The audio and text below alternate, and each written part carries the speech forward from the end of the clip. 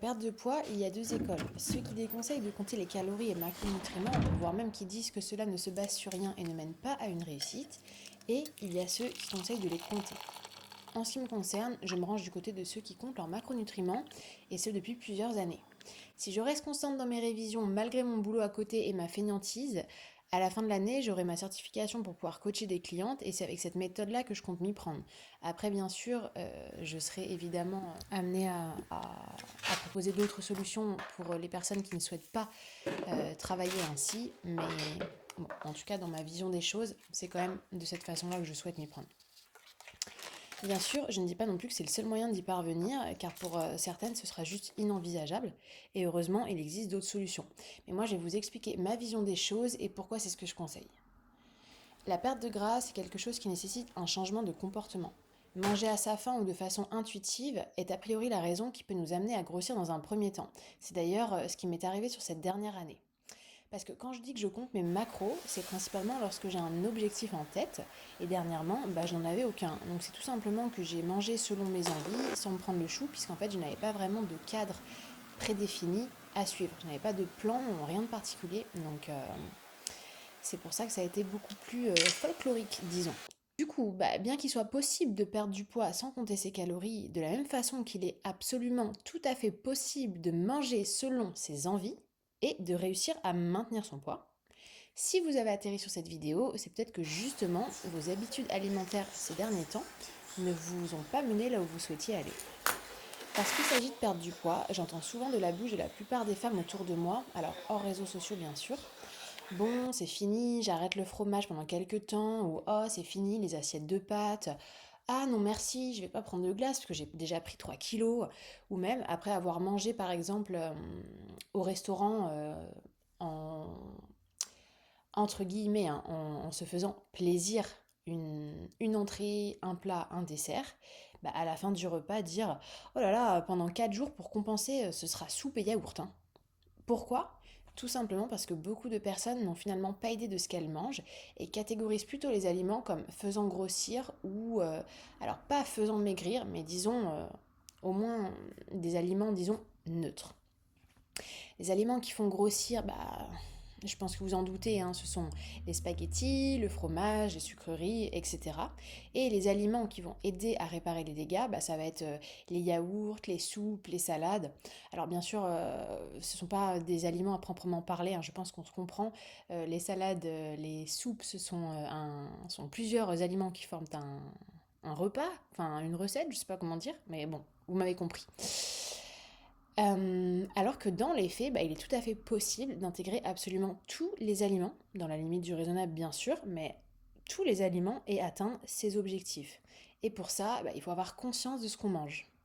En gros, voyez ça comme un outil pour atteindre vos objectifs qui vous permet d'avoir une grosse flexibilité et beaucoup moins de frustration.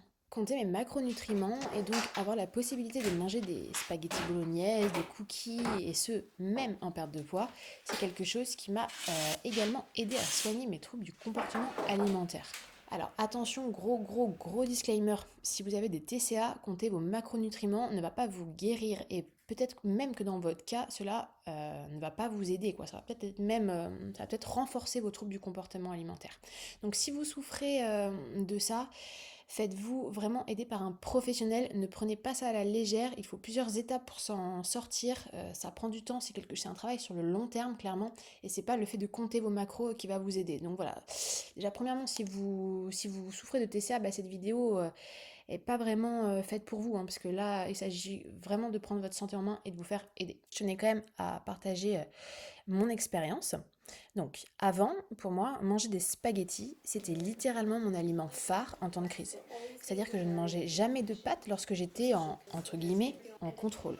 Et dès que je craquais, je me jetais sur des pâtes, hein, clairement, une énorme assiette de pâtes avec du beurre et du fromage. Alors bien sûr, je ne me jetais pas que sur ça, hein, mais c'était vraiment l'aliment phare. Aujourd'hui, j'en mange presque toutes les semaines et avant, je n'aurais jamais cru ça possible. Et si j'extrapole un peu, c'est parfois un comportement que beaucoup de personnes ont.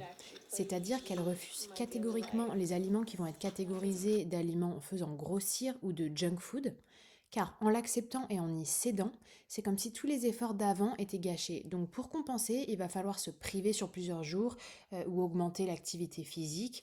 Enfin, voilà, trouver des méthodes de compensation. Et donc pour éviter cette situation qui est quand même inconfortable, elle refuse tout simplement ce type d'aliment. Quand vous avez une idée de ce que vous mangez, vous pouvez intégrer littéralement tout ce que vous souhaitez.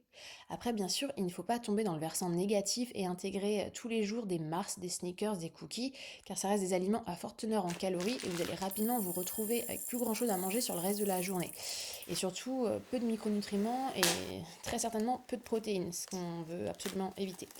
Donc il faut trouver un juste milieu, c'est pour ça que le calibrage peut prendre quelques temps, mais en général c'est vraiment un outil qui permet de déstresser et de pouvoir allier plaisir et... Santé, plaisir et rigueur, voilà, je sais pas trop le mot, mais je pense que vous avez compris. En tout cas, juste pour revenir sur la tendance négative du fait d'essayer de rentrer des aliments plaisir dans vos journées, moi, en ce qui me concerne, je l'ai vécu également, donc c'était au début, lorsque j'ai découvert ça, donc peut-être une année et demie après, ou ouais, quelque chose comme ça.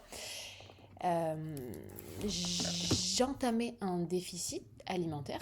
Alors il faut savoir que j'ai commencé à compter mes macros pour du maintien. Donc c'était même pas pour un déficit calorique, c'était vraiment pour du maintien. À ce moment-là, je voulais gagner un petit peu en volume fessier. Je voulais pas être en surplus, mais je voulais au moins être en maintien. Et une année et demie après, j'ai voulu entrer en déficit calorique. Et donc là, en fait, premièrement, mes troubles du comportement alimentaire étaient encore un peu présents, mais c'est surtout qu'il y a eu plusieurs journées où je cherchais absolument à faire rentrer que des aliments plaisir, parce que c'était de ça dont j'avais envie, et je me retrouvais à bouffer 3 trucs dans la journée, quoi. Et je crevais la dalle, évidemment. Donc après, le risque, c'est de ne pas avoir mangé à sa faim et finalement de manger encore plus, parce qu'en fait, on est amené à craquer. Donc voilà, attention à ne pas chercher toujours à faire rentrer des choses comme ça. Mais disons qu'en tout cas, vous avez la possibilité de le faire. De toute façon, moi j'ai tendance à penser qu'il ne faut pas nécessairement prendre l'habitude de manger un truc sucré tous les jours. Dans les faits, rien ne nous oblige à avoir un dessert. C'est vrai qu'on a été un petit peu éduqués comme ça, une entrée, un plat, un dessert, ou du moins un plat, un dessert. Et je pense que c'est une habitude qui peut et qui doit peut-être se perdre. En tout cas, c'est ma façon de voir les choses. Après, bien sûr, si le seul moyen pour vous de tenir sur la durée, c'est de manger un petit truc sucré après votre déjeuner, après votre dîner, après voilà, chacun y trouve son compte. En ce qui me concerne, j'ai tendance à trouver que ça me porte plutôt... je me porte mieux quand je ne le fais pas. Mais en tout cas, ce qui est sûr, c'est que j'ai la liberté de me dire que si jamais je veux, eh ben je peux. Après, un autre intérêt quand même important du fait de compter ses macros, c'est que en ce qui concerne le fait d'avoir un objectif précis, si vous avez un plan précis pour vous y mener, ce sera beaucoup plus facile de réussir, car en fait ce sera également plus facile d'ajuster le plan. Si vous ne savez pas ce que vous mangez le lundi, le mardi, le mercredi, enfin voilà, si vous n'avez aucune idée de ce que vous mangez, comment vous voulez ajuster le plan? Comment vous voulez vous dire, du coup maintenant il faut que je commence à manger un peu moins, ou même je perds trop rapidement donc il faut que je mange un peu plus. Vous n'avez aucune idée de ce que vous mangez, non? Comment vous faites? Personnellement, je n'ai jamais réussi à faire ça, ça m'embrouille plus qu'autre chose. C'est un youtubeur ou un... Oui, enfin c'est un coach qui dit ça, mais il est également youtubeur. Malheureusement, là, comme ça, je sais plus de qui il s'agit. Mais en gros, je suis complètement d'accord avec ce qu'il dit. C'est une phrase du style à plan foireux, résultat foireux. Ou à plan bancal, résultat bancal. Et en fait, il a totalement raison. Compter vos macros permet d'avoir de la précision. Précision dans le plan égale précision dans l'objectif et précision dans... En gros, ce que j'ai cherché à dire, c'est plus vous avez de précision dans votre plan et plus vous avez de chances de réussir. En ce qui me concerne, est-ce que vous comptez vos macros? Et si oui, comment vous le vivez? Bien? Ou alors est-ce que c'est source de stress pour vous? Et sinon, si vous ne comptez pas vos macros, pourquoi? Et est-ce que vous avez déjà essayé?